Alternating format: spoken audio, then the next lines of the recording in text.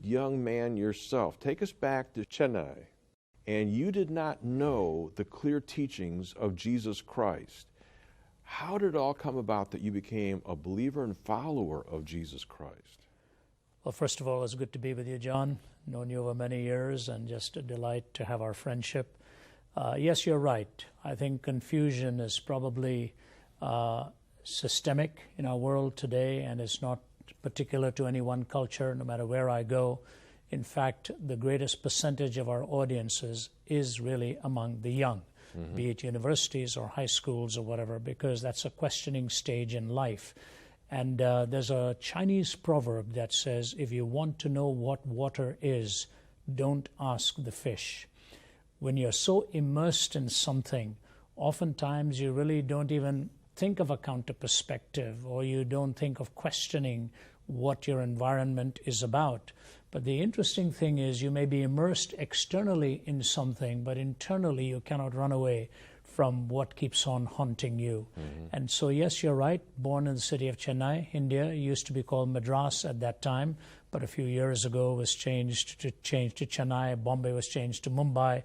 I have to keep up with all of this. Raised in that southern city. My mother was born and raised in Chennai. My dad came from deeper south in the state of Kerala, and they met in Chennai and were married there. So my dad spoke Malayalam, my mother spoke Tamil. I was raised in Delhi and spoke Hindi. I often say I can speak Hindi and Tamil. Malayalam, I only knew the scolding words my dad used, so I don't use them in public. But Chennai was my home city till I was very young, 3 or 4, and then moved to Delhi. But the thing is, John, people don't realize that India is probably the most religious country in the world. People are pursuing answers through ceremony, through historical pursuit of tradition, and all that comes along with religion. Technically speaking, Hindu scholars will say there are 330 million deities in the pantheon of Hinduism. Now, only a handful of them are really followed very diligently by people in India. But in that culture, having had the privilege of an ancestry that went back to the highest caste of the Hindu priesthood, which was the Nambudris. My dad was from Kerala, my mom from Chennai, as I said. But I never really thought seriously about religious things. Why? I was immersed in the struggle to perform academically. India is a very competitive culture in academics. If you don't make it in your studies, you're going to go nowhere. So the pressure is on you from every side. Big time the pressure is on students there. Yeah, and not just enough to pass.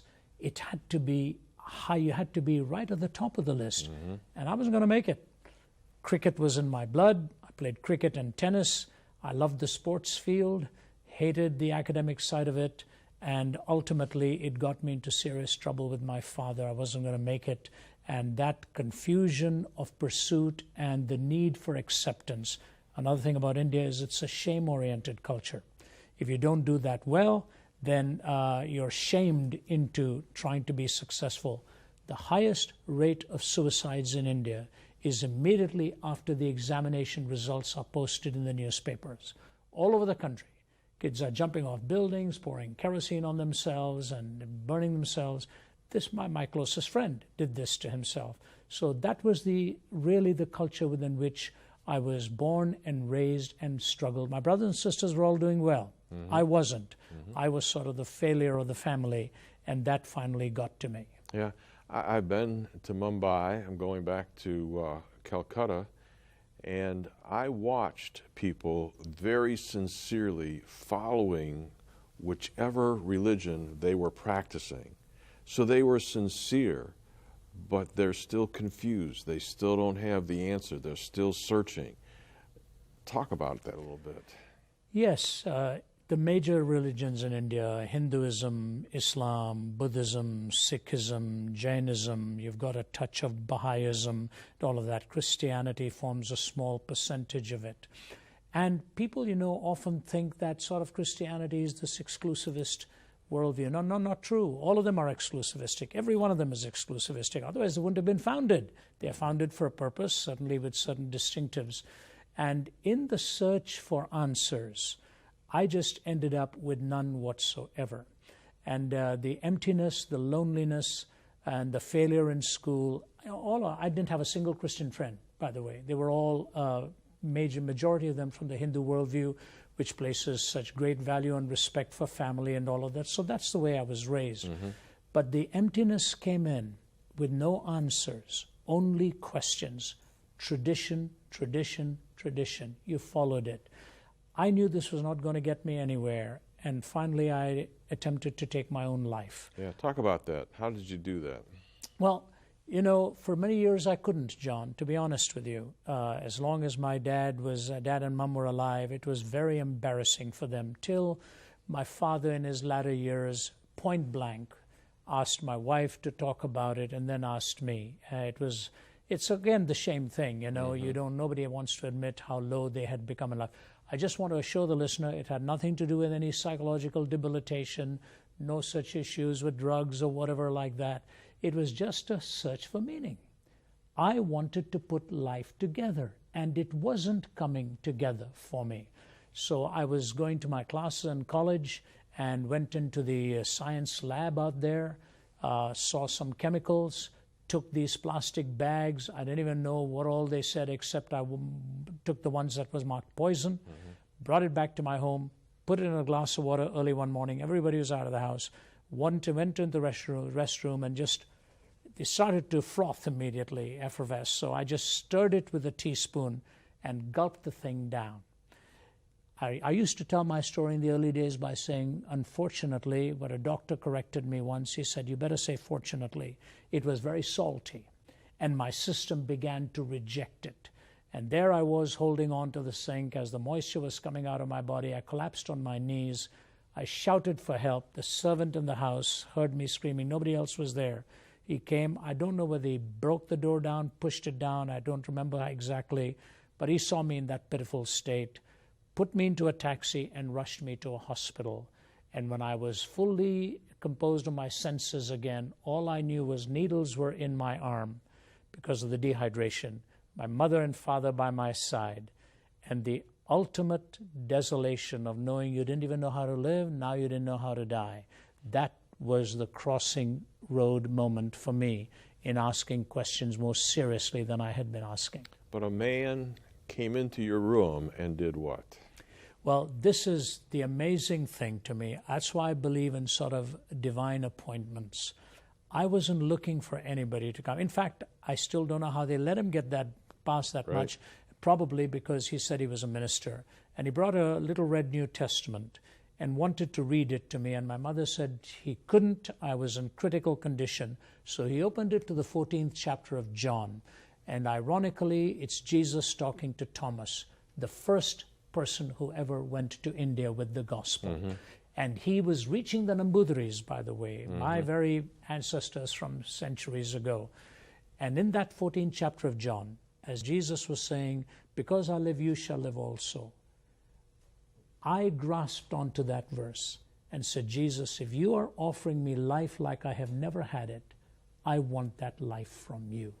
That was the turning point for me. I never really prayed any meaningful prayer. And I invited Jesus Christ, the author of life, to give me the life that he alone could give. Aged 17. And the Bible handed over to my mother. I couldn't hold it because, as I said, the dehydration had set in. So my mother, in her heavy accent, reading this to me, I prayed the prayer. And that was the beginning of a journey that has now continued with utter delight and perpetual novelty. Yes, twists and turns and ups and downs, but when you have the map of God in your own heart, you walk with him hand in hand. My guest is Ravi Zacharias, a brilliant Christian apologist that has spoken on probably more university campuses around the world than anybody I know. And you were asked to come to Harvard and present lectures on a very tough question. Can man live without God? And out of those lectures, a book came. But take me back and answer the question, can man live without God? Yes, it was a very memorable time for me, John, early 90s, when the first Veritas Forum was held. Now they're held all over the country in various universities. And subject was given to me, Can Man Live Without God? From the quotation by Will Durant, he said, the greatest question of our time is not going to be North versus South, East versus West, communism versus capitalism, but the greatest question of our time is going to be, can man live without God? So the last phrase is what I took and put into the title of my lectures. I gave 2 lectures there, sponsored by various groups, philosophical societies, the Christian groups, and so on. And the venue was the Harvard Law School.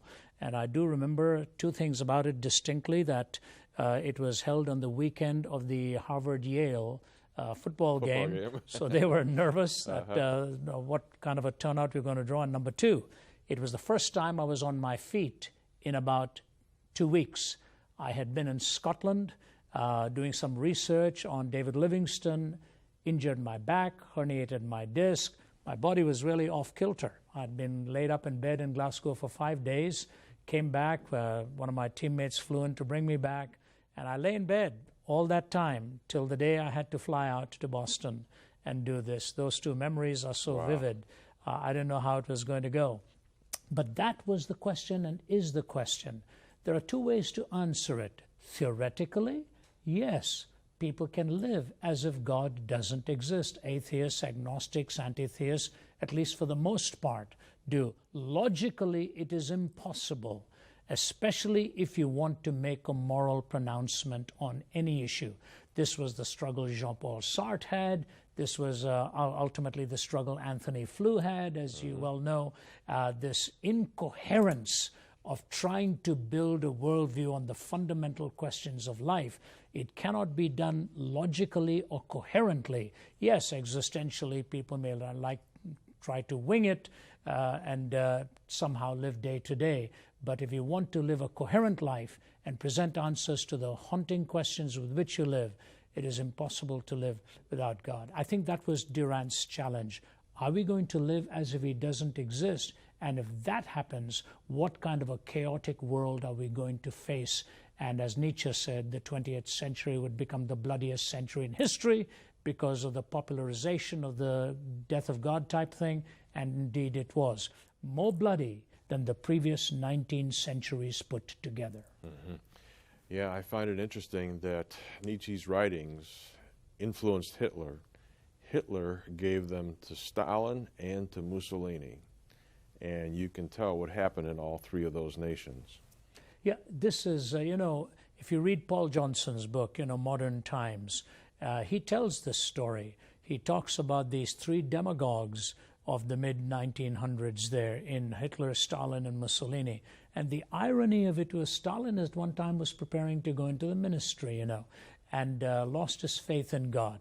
Hitler, of course, wanted to build the super race, the Überman, the stronger man that he wanted to build to take over. And these ideas of living without God became popular. Nietzsche, ironically too, son of a pastor, and both of his grandfathers were in the ministry. And he said, when we realize God has died in the 19th century, a kind of madness will break out. The last 13 years of his own life, he spent moving between sanity and insanity, oftentimes in silence for weeks. But here's the parable he gave. He said, have you not heard of that madman who took a lantern and went into the city saying, I'm looking for God, I'm looking for God. He excited considerable laughter. People standing there looked at him, thought he was just a maniac himself. And then he said, where has God gone? Have we lost him? Has he gone on a journey or a voyage? And these questions. But the thing I like about Nietzsche is he was honest about the implications of his conclusion. Mm-hmm. Modern philosophers don't like to take it logically to where it goes. Nietzsche was honest, and he said things like this. The metaphors that he used, who gave us a sponge to wipe away the horizon? Is there any up or down left? Will lanterns have to be lit in the morning hours? How did we accomplish the greatest of all deeds that humanity has ever accomplished? No horizon left, no point of reference left. He recognized that the death of God meant the death of absolutes and the death of definitions. So here was his question. What sacred games will we need to invent in order to sort of assuage and to bring some kind of satisfaction. So what is he saying? Some type of spirituality is desperately needed, something mystical, something of an absolute nature. How are we going to find all of this now? This to me, John, really, this to me is the greatest question of our time. If God is no longer in the paradigm, where are we going to find the definitions? What point of reference? Nietzsche was right on target. And so he said, two things will happen. The 20th century will become the bloodiest century in history because the 19th century killed God, philosophically he meant, and a universal madness will break out. Need we even probe beyond even the surface to see the data on where we are today in our world? When you look at what happened in the 20th century, Auschwitz, and all of that, people don't like to hear these things. They say, you're pulling at extremes. No. G.K. Chesterton put it this way: the tragedy of disbelieving in God is not that a person ends up believing in nothing. Alas, it is much worse. A person may end up believing in anything. Yeah, and you said there's 4 struggles. If we eliminate the presence of God from a culture's life or from an individual's life, and the first one that you said, and you've never had anybody that has argued logically to give you a better answer to these questions, these struggles. The first one, if God does not exist, there is no objective point of reference for any moral framework. Explain that. Well, I'm an Easterner by birth and a Westerner now where I live. I've brought these two cultures into and I see the strengths and weaknesses of both. In the Western world, we wonder if there is a God. In the Eastern world, which God to believe in. These tensions are there. But the reality is, ultimately, we need a moral framework by which to build our lives. In America, we talk about the roots of law.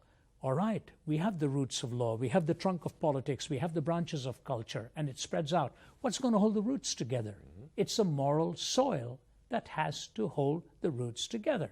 That's how America, for example, was framed, with order and so on. So where do we turn for a moral point of reference? Even the best-known atheists have admitted that. It's only the popularizers who like to come up with all kinds of solutions, the Sam Harrises and all, who think we can find moral reasoning apart from God, and they just warm up old washed-up theories that don't really make sense. Mackey, the Australian, said, it's difficult to talk about these things of good and bad unless there is some kind of a theistic framework. He granted that.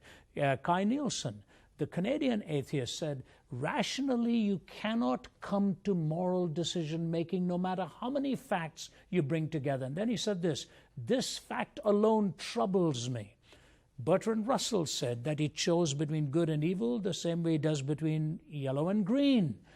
He said that to Copleston, and Copleston said, yes, you choose between yellow and green by seeing, don't you? He said, yeah, but how do you choose between good and evil? He said, well, on the basis of feeling. I've often said to my audiences, in some cultures they love their neighbors, in other cultures they eat them. Did Bertrand Russell have a preference?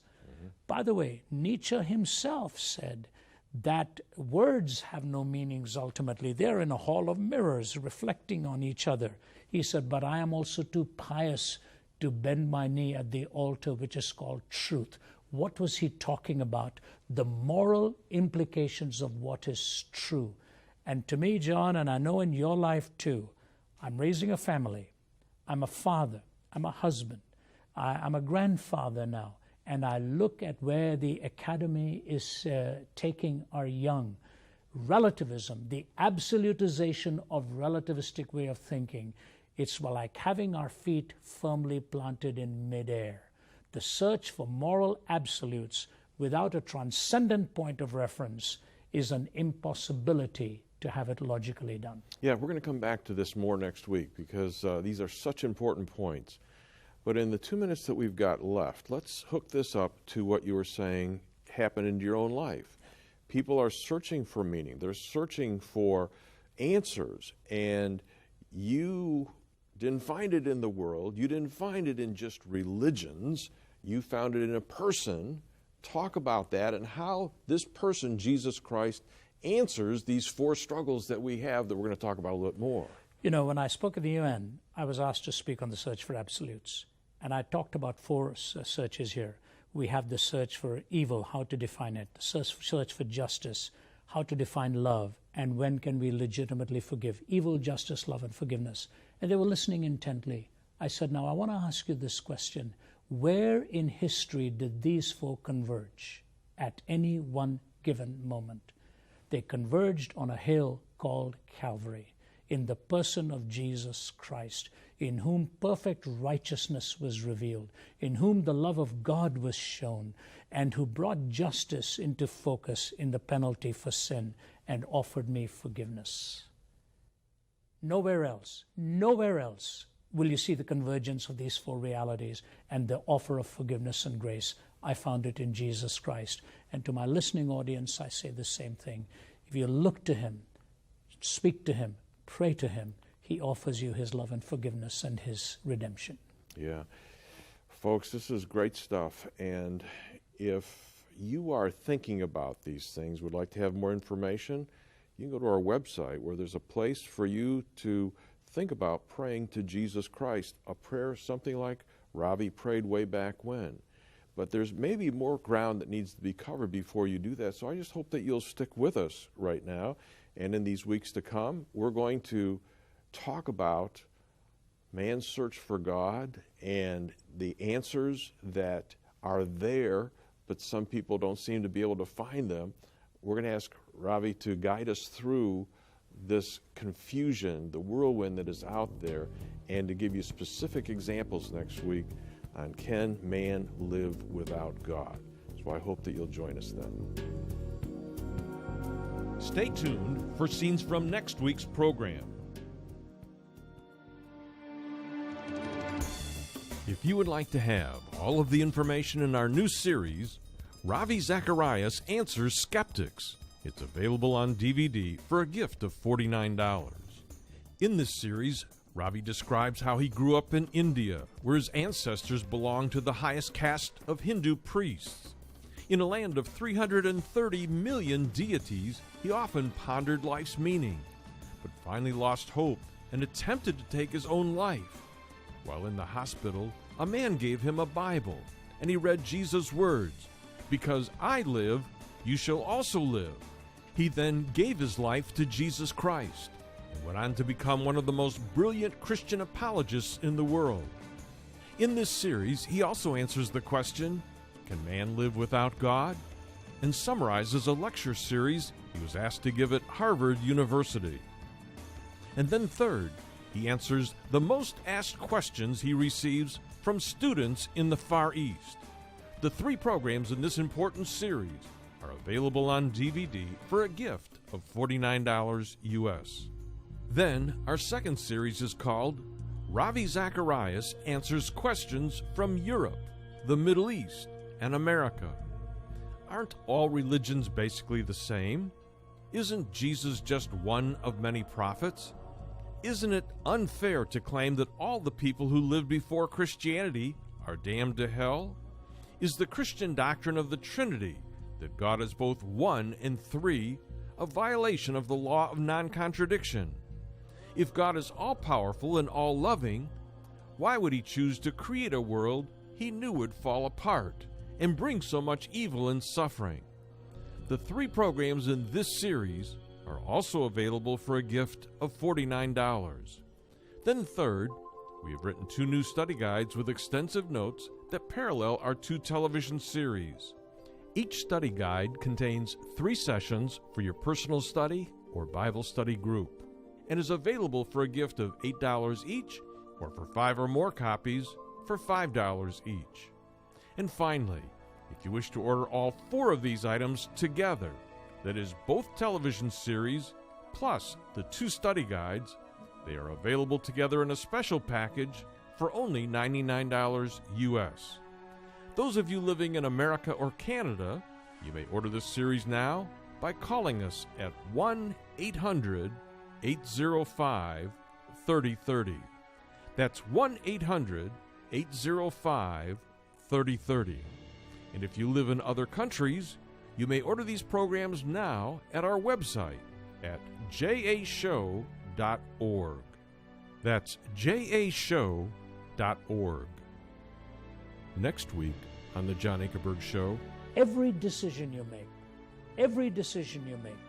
ultimately is based upon that commitment or the absence of commitment to God.